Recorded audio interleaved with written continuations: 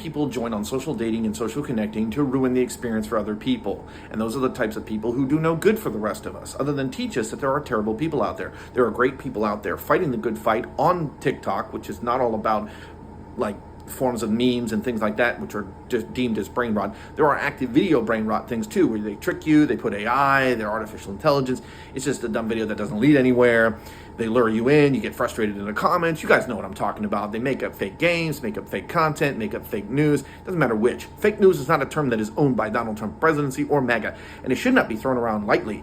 Independent journalism and independent truth is out there. You young minds and young kids, listen to channels like Dave the Viking. Even if you are not old enough to hear this, you probably should think about the respectful fact that if somebody is telling you from a news media outlet who has grown up as a very fortunate kid raised by two same-sex gender women, don't need to mention their names, that's irrelevant. I was raised on a path of non-religious, non-conforming, and certainly not any other aspect to be bigoted or polarized in politics. I'm more of an independent, definitely a proud libertarian. We need less government. That's a key form right there. Less government hands involved in our lives. More independent, self-supported system built on the American backs of Americans who can actually have a future to live for. Am I running for office? No. But what am I trying to hope to inspire? Somebody who will. Somebody who will do a lot better than what we have right now. Why do we have that problem? It's the two-party system that never cleaned its act up over the past 100 years. Actually, I think it dates back a lot longer, but let's not even get into the darkness of that.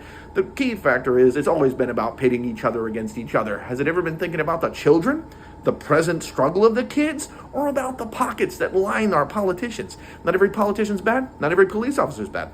Not every person is bad or evil or doing wrong. There are people fighting the good fight and doing that fight. Dave the Viking on TikTok and on the Clapper, if I'm not mistaken.